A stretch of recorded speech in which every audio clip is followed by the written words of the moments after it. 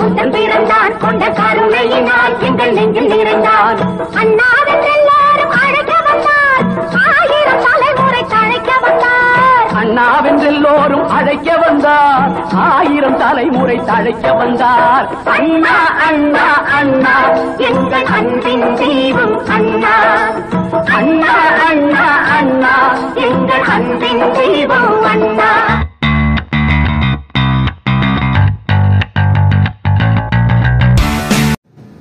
அனைவருக்கும் வணக்கம். நம் வரலாறுகளை படித்தால்தான் நம் இளைஞர்களின் மனதில் புது முறுக்கு ஏற்படும். மாற்றான் தோட்டத்து மல்லிகைக்கும் மனமும், எதையும் தாங்கும் இதயம் வேண்டும். கத்தியை தீட்டாதே, உங்கள் புத்தியை தீட்டு. இந்த வாசகங்களுக்கெல்லாம் சொந்தக்காரர் நம் பேரறிஞர் அண்ணா அவர்கள். அவரின் 2010 ஆண்டு அவரின் நூற்றாண்டு முடிந்ததை நினைவுபடுத்தும் வகையில் இங்கு கலைஞர் கருணாநிதி அவர்களால் வழங்கப்பட்டதுதான், அவர்களால் எழுப்பப்பட்டதுதான் அண்ணா நூற்றாண்டு நூலகம். ஆம், அறிவை வளர்க்க வேண்டும், மனவளத்தை பெருக்க வேண்டும். நாட்டில் அனைத்து வசதிகளும் பெருகிவிட்டது, ஆனால் மனவளம் பெருகவில்லை. அதற்கு கண்டிப்பாக வீட்டிற்கு ஒரு புத்தக சாலை வேண்டும் என்றார் பேரறிஞர் அண்ணா. அவரினுடைய நூற்றாண்டு நூலகத்திற்கு நாம் வந்திருக்கின்றோம்.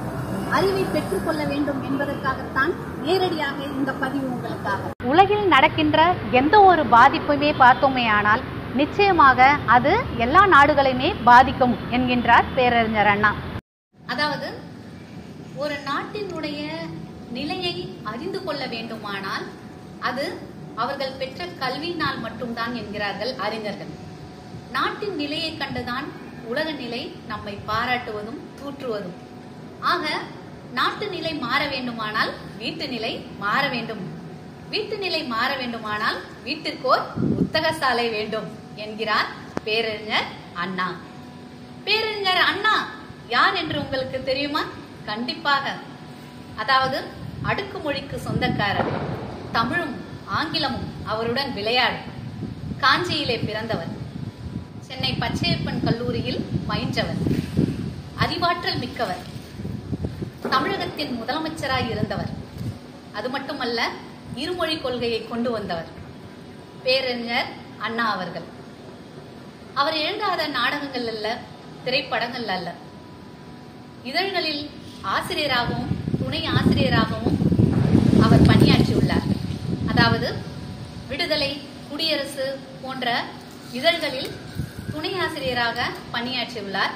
நம் நாடு, மாலைமணி, ஹோம்லேண்ட் போன்ற பத்திரிகைகளிலெல்லாம் அவர் ஆசிரியராக இருந்திருக்கின்றார். மேலும் தன்னுடைய திராவிட கொள்கைகளை எல்லாம் திரைப்படங்கள் மூலமாகவும் நாடகங்கள் மூலமாகவும் கொண்டு சேர்த்தவர் முதலில் யார் என்று பார்த்தால் பேரறிஞர் அண்ணா அவர்கள்தான். அவரை பற்றித்தான் நாம் இன்றைக்கு பார்க்க போகிறோம். பேரறிஞர் அண்ணாவை தென்னாட்டின் பெர்னாட் ஷா என்று அழைக்கின்றார்கள். ஏன் என்று பார்த்தால் ஜார்ஜ் பெர்னாட் ஷாவை கேள்விப்பட்டிருப்பீர்கள். அவர் புகழ் பெற்றதே எதனால் தான் என்று பார்த்தால் நூல்களால் தான். அவர் தன்னுடைய நேரங்களை எல்லாம் நூல் நிலையத்தில் கழித்து பெரிய மேதையானார். அதுபோலதான் இங்கும் பார்த்தீர்களானால் தென்னாட்டின் பெர்னாட் ஷா என்ற பெருமைக்குரியவர் யார் என்று பார்த்தால் பேரறிஞர் அண்ணா அவர்கள். அவர் வானொலியில் ஆற்றிய உரைதான் வீட்டிற்கோர் புத்தக சாலையாக நம் பாடப்பகுதியில் அமைந்திருக்கிறது. விரிவாக நீங்கள் என்ன செய்ய வேண்டும்? இதை நல்ல மனம் திறந்த மனதுடன் இதை பார்த்து நீங்கள் உங்கள் மனதிலே பதிவு செய்து கொள்ள வேண்டும். சரியா? சரி. அதாவது நம்முடைய நாட்டின் நிலை உயர வேண்டுமானால் மனவளம் பெருக வேண்டும் என்கின்றார் பேரறிஞர் அண்ணா. அந்த மனவளத்தை கண்டுதான் ஒரு நாடே புகழப்படும் என்று கூறுகிறார். நம்ம வீட்டில் என்ன செய்கின்றோம் என்றால் ஆடம்பர தேவையாக என்னென்னலாம் நமக்கு பெருமை சேர்க்குமோ அதையெல்லாம் இன்றைய காலகட்டத்தில் இஎம்ஐ மூலமாக கூட என்ன செய்கிறார்கள், கடன் பட்டாவது வாங்கி தன்னுடைய பெருமையை எல்லாம் இன்றைக்கு பறைசாற்றிக் கொள்கின்றவர்களை நாம் பார்க்கின்றோம், வறுமையிலும் கூட. ஆனால் பேரறிஞர் அண்ணா என்ன சொல்கிறார் என்றால் இதெல்லாம் தேவைதான். நம்மளுடைய அடிப்படை தேவை என்ன? உணவு, உடை, இருப்பிடம்.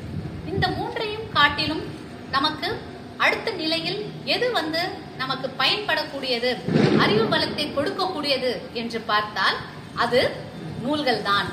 ஆக அத்தகைய நூல்களை வாங்குகின்ற பழக்கம் உங்களிடத்தில் வர வேண்டும். வீட்டில் கண்டிப்பாக அதற்கான இடத்தை ஒதுக்க வேண்டும். அன்றைய காலகட்டத்தில் அடவியோரம், ஆற்றங்கரையோரம், பர்ணசாலைகள் என்று பல இடங்களிலும் குரு காலை கடன்களை முடித்து வந்த பிறகுதான் படிப்பே தொடர். அன்று எழுத்து என்பது எழுத்தாணியின் மூலமாகத்தான் ஓலைச்சுவடியை கொண்டுத்தான் பழகினார்கள், எழுதினார்கள். ஆனால் இன்றைக்கு விஞ்ஞானம் வளர்ந்து போயிருக்கின்றது, வசதி வாய்ப்புகள் நமக்கு அதிகரித்திருக்கிறது. ஆயினும் நாம் மனவளத்தில் குறைவுள்ளவர்களாகவே இருக்கின்றோம் என்று பேரறிஞர் அண்ணா உரையாற்றுகின்றார். அவர் கூற வருகின்ற கருத்து என்னவென்று பார்த்தால், மனவளம் பெற வேண்டுமானால் கண்டிப்பாக அறிவு தேவை என்றால் என்ன தேவை என்று பார்த்தால் நூல்கள் தேவை. அத்தகைய நூல்கள் கண்டிப்பாக வீட்டில் இடம்பெற வேண்டும் என்று கூறுகிறார். வீட்டில் படிக்கின்ற பழக்கம் வரும்பொழுதுதான் அது அவர்களை வெளி உலகத்திற்கு கொண்டு செல்லும். அவர்கள் அந்த புத்தகமாகவே மாறிவிட முடியும். அதைதான் இன்றைக்கு நம்ம தெரிந்து கொள்ள வேண்டிய ஒரு முக்கியமான விஷயம் அதுதான். அது மட்டும் கிடையாது. அவர் சொல்ல வருகின்ற கருத்து மேலும் என்னவென்று பார்த்தால், ஒரு நாட்டினுடைய வரலாறு முழுமையாக நமக்கு தெரிந்திருக்க வேண்டும். அந்த நாட்டினுடைய வரலாறு மட்டும் கிடையாது, ஒரு இனத்தினுடைய வரலாறு, மொழி வரலாறு, இவை முதற்கொண்டு அதாவது அனைத்து வரலாறுகளையுமே மாணவர்கள் அறிந்திருக்க வேண்டும். மாணவர்கள் மட்டும் கிடையாது, மக்கள் முழுவதும் அறிந்திருக்க வேண்டும். அதைதான் இந்த பாடத்தின் மூலமாக நாம் தெரிந்து கொள்ள வேண்டும். அதாவது பூகோளம், வரலாறு, அதுக்கப்புறம் இலக்கியங்கள், இவையெல்லாம் மக்களை சென்றடைய வேண்டும். அவர்களுக்கு அது மன மாற்றத்தை ஏற்படுத்தும். அன்றைய காலத்துல எப்படி இருந்தாங்க, அன்றைய காலத்தில் என்னென்ன நல்ல பழக்கங்கள் எல்லாம் இருந்தது, இன்றைக்கு நாம் எதையெல்லாம் விட்டுவிட்டோம், அதாவது அன்றைக்கு இல்லாத வசதிகள் இன்று எதையெல்லாம் நாம் பெருக்கிக் கொண்டோம், இதையெல்லாம் நாம் புத்தகங்களை படிக்கும் போதுதான் எத்தகைய மாற்றங்கள் இந்த உலகில் ஏற்பட்டு இருக்கின்றது என்பதை அறிந்து கொள்ள முடியும். ஆக புத்தகங்கள் நமக்கு வழிகாட்டியாக மனவளத்தை அதிகரிக்கக்கூடிய ஒரு வலிமையான ஒரு சாதனமாக இருக்கக்கூடியது என்பதை மக்கள் தெரிந்து கொள்ள வேண்டும் என்பதற்காகத்தான் அண்ணா இத்தகைய உரையை ஆற்றியுள்ளார். அது மட்டும் கிடையாது, வீட்டில் நம்ம சொன்னோம் இல்லையா, ஆடம்பர பொருள்கள்லாம் இருக்கு அப்படின்னு சொல்லிட்டு அதற்கு எவ்வளோ ஒரு பெரிய முக்கியத்துவம் கொடுக்கின்றோமோ அத்தகைய முக்கியத்துவத்தை புத்தகங்களுக்கு நாம் கொடுக்க வேண்டும்.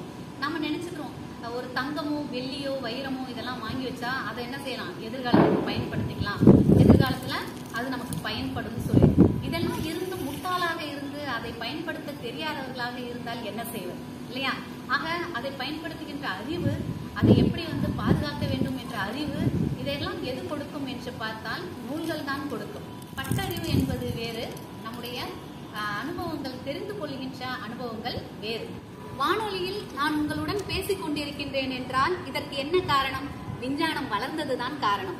அந்த விஞ்ஞானத்தானால் தான் நான் பல மைல் தூரத்தில் இருந்தும் உங்களுடன் உரையாடுகின்றேன் என்றால் உங்களால் அதை அறிந்து கொள்ள முடிகிறது என்று கூறுகிறார் அறிஞர் அண்ணா. அறிஞர் அண்ணா மட்டுமல்ல, இப்பொழுது கூட நாம் கூட பாத்தீங்க அப்படின்னு சொன்னா அலைபேசியில் இந்த நிகழ்வுகளை எல்லாம் நாம் பார்த்து கொண்டிருக்கின்றோம். இது அறிவியலினுடைய உச்சகட்டம் தான். ஆனாலும் கூட வீட்டில் மனவளம் வளர்ந்திருக்கின்றதா என்று பார்த்தால் அது இல்லை என்று கவலைப்படுகின்றார் பேரறிஞர் அண்ணாதுரை அவர்கள். அதனால் கண்டிப்பாக புத்தகங்கள் வீட்டில் இருக்க வேண்டும் என்கின்றார். அதாவது அறிவியல் அறிவை மனிதனிடத்தில் கொண்டு சேர்க்க வேண்டும் என்றும் கூறுகிறார். இப்போ ஒரு செடியை காண்பித்து இது என்னவென்று கேட்டால் கண்டிப்பாக இது செடி, இது இலை, இதில் பூ இருக்கிறது, இதில் காய் இருக்கிறது, கனி இருக்கிறது என்று கண்டிப்பாக பதில் கூற முடியும். ஆனால் இந்த இலைகளுக்குள் என்ன இருக்கிறது, எப்படிப்பட்ட செல்கள் இருக்கின்றது, அது எந்த அமைப்பில் இருக்கின்றது, இது எப்படி உணவை தயாரிக்கின்றது, இதெல்லாம் கண்டிப்பாக என்ன செய்யாது, தெரியாது. ஆக அவை தெரிந்து கொள்ள வேண்டுமானால் கண்டிப்பாக என்ன அறிவு தேவை என்று பார்த்தால் அறிவியல் அறிவு தேவை. அது கொஞ்சமாவது மக்களிடத்திலே கொண்டு செல்லப்பட வேண்டும் என்று கூறுகிறார். ஆக அப்படிப்பட்ட புத்தகங்கள் மக்களிடையே சென்றடைய வேண்டும் என்கின்றார் பேரறிஞர் அண்ணா. இப்போ நம்ம இப்போ மாணவர்களுக்கு தெரியும் இல்லையா, இப்போ நான் ஹைபிஸ்கஸ் ரோசா சைனன்சிஸ் அப்படின்னு சொல்லிட்டு நம்ம எதை ஒரு தாவரவியல் பெயராக சொல்லுவோம். அப்படி பார்த்தோம்னா எதுன்னு பார்த்தோம்னா செம்பருத்தி பூவை தான் சொல்லுவோம் இல்லையா, செம்பருத்தி செடியை தான் நம்ம சொல்லுவோம். ஆக அந்த செம்பருத்தியினுடைய ஒரு இலையை எடுத்து நம்ம ஒரு குறுக்கு வெட்டு தோட்டத்தை நம்ம அதை டிசெக்ஷன் பண்ணி பார்த்தோம், அதாவது அதனுடைய செக்ஷன் எடுத்து பார்த்தோம் என்று பார்த்தால் கண்டிப்பாக அதில் செல்கள் அமைந்திருக்கின்ற விதம், எந்தெந்த செல்கள் அமைந்திருக்கிறது, ஸ்பாஞ்ச் செல்கள் எப்படி இருக்கின்றது, அப்புறம் அதில் இலைத்துளைகள் எல்லாம் எங்கே இருக்கிறது, அது எப்படி கியூட்டிக்கலால் மூடப்பட்டு இருக்கிறது, இது போன்ற அறிவியல் செய்திகளை நுணுக்கமாக படித்தவர்களுக்கு மட்டும்தான் சென்று சேர முடியும், படித்தவர்கள் மட்டும்தான் அறிய முடியும். அப்பொழுது இந்த அறிவியல் அறிவு எப்படி கிடைக்கும்? பாமரனுக்கு எப்படி கிடைக்கும் இல்லையா? அப்ப பாமரனுக்கு இது இலை என்று தெரியும், மரம் என்று தெரியும், ஆனால் அவற்றின் உள் என்னென்ன இருக்கிறது என்பது தெரியாது. ஆக இதை தான் இப்போ நீங்கள் இந்த இடத்துல புரிந்து கொள்ள வேண்டும். ஆக எல்லாவற்றையுமே நாம் என்ன செய்ய வேண்டும் என்றால் அறிந்து கொள்வதற்கு முற்படுவதற்கு நமக்கு எது தேவை என்று பார்த்தால் கண்டிப்பாக புத்தகங்கள் தேவை. அது வீட்டில் வேண்டும் என்று கூறுகின்றார் இல்லையா? இது பார்த்தீங்கன்னா இவ்வளோ பெரிய ஒரு நூலகம், இது அண்ணா நூற்றாண்டு நூலகம். இதுக்குள்ளே கண்டிப்பாக மாணவர்கள் வந்து செல்ல வேண்டும். நீங்கள் போனீங்க அப்படின்னு சொன்னால் நீங்களே வியப்படைவீங்க. 8 மாடி வரைக்கும் நம்ம என்ன செய்யலாம், போய் பார்த்துட்டு உள்ள அதனுடைய தோற்றம் முதற்கொண்டு எவ்வளோ நவீன வசதிகளுடன் அவ்வளோ அழகாக அமைக்கப்பட்டிருக்கின்றது.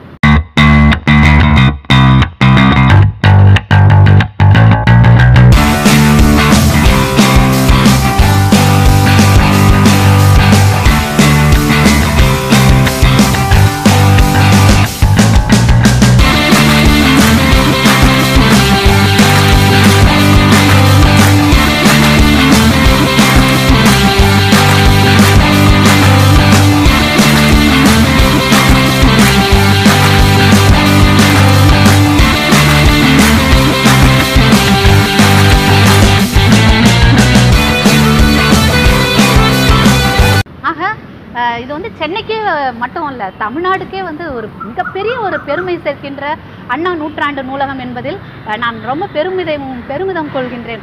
அதாவது இந்த மாதிரி நீங்கள் போய் அந்தந்த இடத்துக்கே போய் நீங்கள் என்ன செய்யுங்க, மாணவர்களுக்கு பாடத்தை நடத்துங்கன்னு சொல்லி எங்களுக்கு ஒரு உந்துதலையும் ஒரு உந்து சக்தியை கொடுத்த என்னுடைய முதல்வருக்கு முதல்ல என்னுடைய நன்றியை தெரிவித்துக் கொள்கின்றேன் இந்த இடத்துல. ஏன் அப்படின்னு பார்த்தீங்கன்னா நானே இந்த இடத்துல வந்தது கிடையாது. நிறைய நூலகங்களுக்கு போயிருக்கேன், ஆனால் இந்த நூலகத்திற்கு அடிக்கடி கேள்விப்பட்டுட்டே இருப்போமே தவிர வந்தது கிடையாது. ஆனால் இப்படி ஒரு வாய்ப்பு, இந்த பாடம் எடுப்பதற்கு இந்த வாய்ப்பு எங்களுக்கு எங்களுடைய மூளையை தூண்டிவிட்ட நம்முடைய முதல்வர் எவ்வளோ சிறப்பானவர் என்பதை இந்த இடத்துல வந்த பிறகு நான் ரொம்ப உணர்ந்து கொண்டேன். ஏன் அப்படின்னா அவர் மூலமா இதை பார்க்கவும் உள்ளே போய் இவ்வளோ நூல்கள் இருக்கே அப்படின்றதெல்லாம் தெரிந்து கொள்வதற்கும் ஒரு வாய்ப்பு கிடைத்தது. அதை கூட மாணவர்கள் நம்ம எங்கெங்கேயோ டூர்லாம் போகிறோம் இல்லையா, ஆனால் கண்டிப்பாக இந்த மாதிரி இடத்த நீங்கள் பார்த்து எவ்வளோ புத்தகங்கள் வாழ்க்கையில் தேவை என்பதை நீங்கள் தெரிந்து கொள்ள வேண்டும். அதுதான் உண்மை. சரி, அது மட்டும் கிடையாது, நம்ம அறிவியல் புத்தகங்கள் மட்டும் கிடையாது, என்னென்ன வரலாற்று புத்தகங்கள் இருக்கிறதோ அதையெல்லாம் நம்ம தெரிந்து கொண்டால்தான் நம் நாட்டினுடைய வரலாறு, நம்முடைய முன்னோர்கள் எப்படியெல்லாம் கஷ்டப்பட்டிருக்கிறாங்க, அவர்கள் விதைத்து போன அந்த விதையில தான் நம்மளாம் இன்னைக்கு கிளை விட்டு படர்ந்து இன்பமாக இந்த நாட்டில் வாழ்ந்து கொண்டிருக்கிறோம் என்பதையெல்லாம் நம்மளால உணர்ந்து கொள்ள முடியும். நம்ம விசேஷங்களுக்கெல்லாம் போகிறோம் இல்லையா, விசேஷங்களுக்கெல்லாம் போனா திருமணத்திலும் சரி, பிறந்த நாள் விழாக்களிலும் சரி, கண்டிப்பா எல்லாரும் எதிர்பார்க்கறது என்ன அப்படின்னு பார்த்தோம்னா பணம் தான். பணம் மட்டுமா இல்லை இல்லையா, நகை எல்லாம் தங்கம் வைரம் இதையேதான் மனிதர்கள் விரும்புகின்றார்கள். இவை விரும்பலாம், ஆனால் அதனுடனே என்ன செய்யுங்கள் என்று சொன்னால் கண்டிப்பாக ஒரு புத்தகத்தையும் பரிசாக அளிக்கின்ற பழக்கத்தை ஏற்படுத்துங்கள் என்கின்றார் பேரறிஞர் அண்ணா. அவ்வாறு செய்தால் சிறு துளிதான் பெருவெள்ளம். சிறு சிறு புத்தகங்கள் நம் வீட்டில் சேரும் போது வீட்டிற்கு ஒரு புத்தகசாலை நிச்சயமாக அமையும் என்று கூறுகின்றார். நாம் பெற்ற அறிவு என்பது அது நம்ம சிந்திக்க வைக்கக்கூடியது. அதுதான் அந்த பாடத்தினுடைய நுழைய வெளியிலேயே பார்த்தீங்க அப்படின்னு சொன்னா மனிதனை விலங்கிடம் இருந்து வேறுபடுத்துவது சிரிப்பு மட்டுமல்ல, அறிவும் தான். அந்த அறிவு எப்படி கிடைக்கிறது என்று பார்த்தால் சிந்தனையின் மூலமாகத்தான் கிடைக்கிறது. அந்த சிந்தனை வெறும் கற்றல் வழியாக மட்டும் வராது, வகுப்பறையில் மட்டும் கிடைத்து விடாது, அதை நீங்கள் நூல்கள் வாயிலாக பெற வேண்டும் ஒருவரும் என்று கூறுகிறார் பேரறிஞர் அண்ணா. ஆக இந்த பாடத்தினுடைய நோக்கமே இதுதான். வீட்டில் கண்டிப்பாக நம்ம என்ன செய்ய வேண்டும் என்றால் நூல்களை வாங்கி வைத்து படிக்கின்ற பழக்கம் நிச்சயமாக வர வேண்டும் என்று கூறுகின்றார். சென்னை மாகாணத்தை தமிழ்நாடு என்று முதலில் அந்த தமிழ்நாடு என்ற பெயரை கொடுத்த பெருமை பேரறிஞர் அண்ணாவைத்தான் சாரும். கண்டிப்பாக மாணவ சமுதாயம் நூல்கள் அறிவை வளர்க்கக்கூடிய ஒரு தகவல் களஞ்சியம் என்பதை புரிந்து கொள்ள வேண்டும்.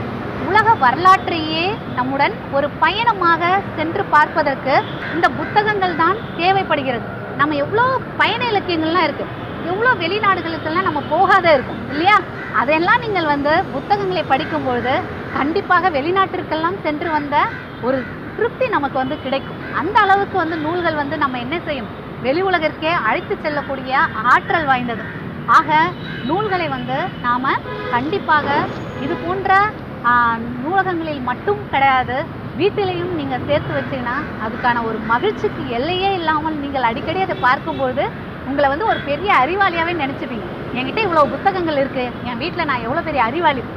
கண்டிப்பாக நான் கூட என்னால் கூட என்ன செய்ய முடியும், ஒரு சிறந்த படைப்பாற்றல் மிக்கவராக வர முடியும்ன்ற எண்ணம் வந்து நிச்சயமாக என்ன செய்யும், உங்களுக்கும் வரும். அதனால் இந்த பாடத்தை நிச்சயமாக நீங்கள் என்ன செய்யணும் அப்படின்னு பார்த்தீங்கன்னா, ஆழ்ந்து படித்து நீங்கள் கூட ஒரு சிறந்த படைப்பாற்றல் மிக்கவர்களாக இந்த சமுதாயத்தில் வர வேண்டும் என்பதே எங்களுடைய ஆசை. நூல்களில் கூட நல்ல ஏடுகள் கெட்ட ஏடுகள் என்று இருக்கின்றது என்கிறார் பேரறிஞர் அண்ணா. நூல்களிலேயே அதாவது நல்ல கருத்துக்களுடைய நூல்களைத்தான் நாம் தேர்ந்தெடுக்க வேண்டும், நல்ல எழுத்தாளர்களுடைய நூல்களைத்தான் நாம் தேர்ந்தெடுக்க வேண்டும். ஆக தேவையற்ற நூல்களை வந்து சேகரிக்கும் கூடாது என்கின்றார் இல்லையா? தேவையற்ற நூல்கள் நமக்கு என்ன செய்யாது, நல்ல பலனை தராது.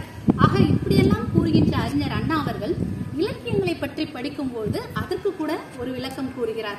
இலக்கியங்கள் சாமானியரும் சென்று அடைய வேண்டுமானால் அந்த இலக்கியங்கள் எவ்வாறு இருக்க வேண்டும் என்று பார்த்தால் எளிமையான பொருள் தரக்கூடியதாக இருக்க வேண்டும்.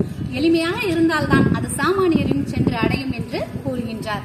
ஆக விவேகிகள், தொலைதூரம் கண்டவர்கள், சாதித்தவர்கள், விடுதலைக்கு போராடியவர்கள், இலக்கியவாதிகள், இன்னும் சமூகத்திற்காக போராடி கொண்டிருப்பவர்கள், போராடியவர்கள் என்று பல நிலையிலும் பேர் பெற்ற புகழ் பெற்றுக் கொண்டிருக்கின்ற வளரக்கூடியவர்களை நாம் என்ன செய்ய வேண்டும் என்று பார்த்தால் அப்படிப்பட்டவர்களுடைய புத்தகங்களை நாம் படிக்க வேண்டும்.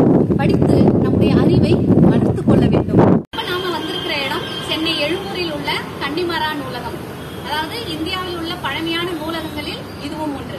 அது மட்டுமல்ல, தமிழ் நூல்கள் அதிகமாக இருக்கக்கூடிய ஒரு இடம் எது என்று பார்த்தீங்களானா அது நம்முடைய கன்னிமரா நூலகம் தான். அதுக்குள்ள போயிட்டு நம்முடைய தேடல் என்ன என்பதை காண்போம். இன்னைக்கு நம்ம பார்த்தோம் இல்லையா, கன்னிமரா நூலகத்துல பார்த்தோம் அப்படின்னா ஏராளமான புத்தகங்கள் இங்க இருக்கிறத நீங்க இப்ப கண்கூடா பார்க்க முடியும். இதெல்லாம் வந்து ஏன் வந்து மாணவர்களுக்கு வந்து இதெல்லாம் பார்க்கணும், அதாவது நேரடியா வந்து உங்களுக்கு இதை பதிவு செய்யறோம் அப்படின்னு பாத்தீங்கன்னா கண்டிப்பா இது உங்களுக்கு பயனுள்ளதாக இருக்கும். நீங்க நூலகத்தை தேடி வரணும்.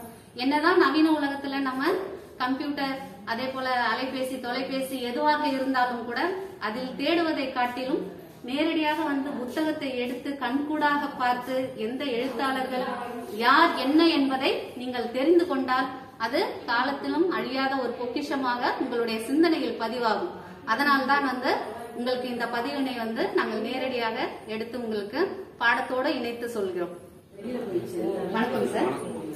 அதாவது சென்னையிலேயே வந்து பாத்தீங்க அப்படின்னு சொன்னா இந்த எழும்பூர் நூலகம், அதாவது நம்ம கன்னிமரா நூலகம் தான் வந்து ரொம்ப புகழ்பெற்ற ஒரு நூலகமா நம்ம நினைக்கிறோம் இல்லையா? வரலாற்றிலையும் பதிவு செஞ்சிருக்கிறாங்க. இப்படிப்பட்ட இந்த நூலகத்துல இந்தியாவிலேயே அதிக தமிழ் புத்தகங்கள் நிறைந்த இடம் இதுதான்ன்ற ஒரு பெருமைக்குரியதா இருக்கு. அது உண்மைதானா அப்படின்றத நீங்க கொஞ்சம் சொன்னீங்கன்னா மாணவர்களுக்கு, பள்ளி மாணவர்களுக்கு மட்டும் இல்ல, இது அனைவருக்குமே உதவியா இருக்கு. இந்த ஏறக்குறைய இந்த நூலகம் வந்து இந்த வருடத்தோடு 125 வருஷம் ஆகிப்போச்சு. இந்த நூலகத்தில் இந்தியாவில் இருக்கிறது மிக பழமையான நூலகத்தில் வந்து கன்னிமரா நூலகம் ஒன்று. இதே மாதிரி இதை விட சென்னை மாநகரத்தில் இன்னொரு பழமையான நூலகம்னா MLS, மெட்ராஸ் லிட்ரேச்சர் சொசைட்டி நூலகம் நமக்கு கல்லூரி சாலையில நம்ம பள்ளி கல்வி இயக்குநரகத்துக்கு பக்கத்திலே இருக்கிற நூலகம் தான் மிக பழசு. அது 1825 கட்டினாங்க. இந்த நூலகம் வந்து 1896 இந்த நூலகம் வந்து கட்டப்பட்டது. இந்தியாவில் இருக்கிற எல்லா, அதாவது 1948 டெலிவரி ஆஃப் புக் ஆக்ட்னு அந்த சட்டத்தின்படி இந்தியாவில் எந்த ஒரு மூலையிலையும் இப்ப பிரசுரிக்கப்படும் எந்த ஒரு புத்தகமாக இருந்தாலும், நாளிதழாக இருந்தாலும், வார இதழாக இருந்தாலும், மாத இதழாக இருந்தாலும், காலாண்டு இதழ், அரையாண்டு இதழ், அந்த மாதிரி எந்த இதழ்களாக இருந்தாலும் கன்னிமரா நூலகத்திற்கு ஒரு பிரதியை அனுப்பணும்ன்றது சட்டம். ஏன்னா இது வந்து தென்னிந்தியாவில் வந்து இது வந்து பப்ளிக் லைப்ரரி மட்டும் இல்லை, சவுத் இந்தியன் டெபாசிட்டரி லைப்ரரின்னு புத்தகங்கள் இருப்பு வைக்கக்கூடிய நூலகம். அந்த வகையில் வந்து இங்க வந்து தமிழ் புத்தகம் மட்டும் இல்லை, பல்வேறு விதமான எல்லா விதமான மொழிகள் அடங்கிய புத்தகங்களும் இங்க வந்து கன்னிமரா நூலகத்தில் வந்து இருக்குது. நிறைய பழைய அரசாங்கத்துடைய வெளியீடுகள், அவங்களுடைய கமிஷன் ரிப்போர்ட்ஸு, பழைய சென்சஸ் ரிப்போர்ட்ஸு, ஜிஓ, அப்புறம் துறை சார்ந்த அறிக்கைகள் சொல்லக்கூடிய இது, சட்டமன்ற நாடாளுமன்ற குறிப்புரைகள், அந்த மாதிரி எல்லா, அது இல்லாமல் மற்றபடி இங்க தமிழ் புத்தகத்துல நாவல்ல இருந்து இலக்கியத்திலிருந்து ஆன்மீகத்திலிருந்து எல்லா துறை சார்ந்த புத்தகங்களும் தமிழ், ஆங்கிலம், தெலுங்கு, கன்னடம், மலையாளம் எல்லா புத்தகங்களும் இங்க இருக்கு. ஒரு நாளைக்கு குறைந்தது எத்தனை ஆயிரம் பேர் வருவாங்க? சராசரியா இப்போ குறைந்தது ஒரு நாளைக்கு 1200 இருந்து 1500 பேர் வருவாங்க. வார நாட்கள்ல சனி ஞாயிறுல எப்பவுமே கூட்டம் அதிகமா இருக்கும். அது இப்ப இந்த கோவிட்ன்றதால இப்ப வருகை கொஞ்சம் குறைஞ்சிருக்கு. காலப்போக்கில் திருப்பி பழையபடி வாசல் வருகை அதிகமாக. இதற்கு வருகை குறைந்திருந்தாலும் கூட வெளியில எல்லாம் பார்க்க முடியுது. ஏன்னா வெளியில எல்லாம் அழகா உட்கார்ந்து படிச்சுட்டு இருக்கிறாங்க. அதே நேரத்துல இப்ப ஒரு சிலர் படிக்கிறதுக்கும் வராங்க. அப்ப படிப்புக்கு ரொம்ப முக்கியத்துவம் கொடுக்கறாங்க. நூல்களுக்கு என்னன்னா உங்களுக்கு பாத்தீங்கன்னா இப்ப சிவில் சர்வீஸ் கூடிய நம்மளுடைய IAS, IPS அந்த மாதிரி குரூப் சர்வீஸ் அந்த மாதிரி எக்ஸாமுக்கு அவங்க ப்ரிப்பேர் பண்ற ஸ்டூடெண்ட்ஸுக்குன்னு தனியா இங்க ஒரு செக்ஷன் இயங்கிக்கிட்டு இருக்கு. அது இப்ப இந்த பேண்டமிக் டைம்லயே உங்களுக்கு இந்த சூழ்நிலையிலேயே அந்த ஒரு பிரிவு மட்டும் தொடர்ந்து இயங்கிட்டு இருக்கு. ஏன்னா அவங்களுக்கு தேர்வுகளுக்கு அவங்க தயாராகணுன்றதுக்காக அந்த ஒரு பிரிவை தொடர்ந்து இந்த காலகட்டத்தில் இயக்கிட்டு தான். அப்ப உலக இயக்கம் இயங்கிக் கொண்டே இருக்கிறது என்பதற்கு இதெல்லாம் ஒரு சாட்சி. கண்டிப்பா கண்டிப்பா அதாவது எதுவுமே இயங்காம இருந்தாலும் அது காலப்போக்கில் வருதுன்னா அது எல்லாமே மறந்துடுவாங்க. அதனால அது இல்லாம இருக்கணும்னாக்க புத்தக வாசிப்புன்றது மனிதர்களுக்கு ரொம்ப ரொம்ப ரொம்ப அவசியமானது. இந்த காலகட்டத்தில் எல்லாருமே விஞ்ஞான யுகத்தில் புத்தகங்களுடைய வாசிப்பு குறைஞ்சிருக்குன்னு சொல்றாங்க. அப்படி யாரும் குறையிற மாதிரி இல்லை. புத்தகத்தை நம்ம படிக்கிறவனுடைய அனுபவம் வேற, அதே நம்ம விஷுவலா பார்க்கணும்னா அதனுடைய அனுபவம்ன்றது வேற. அதுக்காக வாசகர்கள் தொடர்ந்து வாசிச்சுட்டு தான் இருக்கிறாங்க. அதாவது இந்த நூலகத்தினுடைய முக்கியத்துவத்தை எல்லாம் குறிப்புதவி ஐயா அவர்கள் அழகா இன்னைக்கு நமக்கு இங்க எடுத்து சொன்னாங்க. அது மட்டும் இல்ல, எவர்வின் பள்ளியில இருந்து நம்ம வந்திருக்கிறோம்னு சொன்னதும் அவருடைய இருக்கையை கூட எனக்கு கொடுத்துட்டு அவர் வேறொரு இருக்கையில போய் உட்கார்ந்த ஒரு பெருந்தகையாளரா இருக்காரு. ஆக நூலகம் எவ்வளவு பயனுள்ளது, அதில் படிக்கக்கூடிய நூல்கள் எவ்வளவு ஆயிரம் இருக்கிறது என்பதையெல்லாம் கண்டிப்பாக நவீன உலகத்தில் இருந்தாலும் கூட நாம அறிவை வளர்த்துக் கொள்வதற்கு தேவை என்பதை நாம இங்க புரிந்து கொள்ள முடிகிறது. மிக்க நன்றி.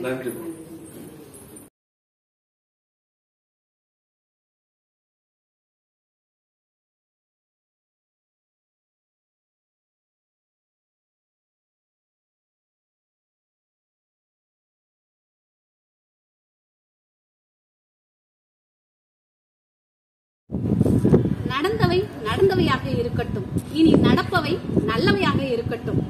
இன்று படித்த இந்த பாடப்பகுதி கூட உங்களுக்கு நிச்சயம் நல்லதை செய்யும் என்பதை நாங்கள் இந்த இடத்தில் உங்களுக்கு உறுதியாக வாக்களிக்கின்றோம். ஏனென்றால் நீங்கள் இனி புத்தகத்தை சேகரிப்பீர்கள். புத்தகம் உங்கள் வாழ்க்கையை மாற்றும், உங்களை படைப்பாளியாக வெளி உலகிற்கு கொண்டு வரும். நன்றி, வணக்கம். அண்ணா நூற்றாண்டு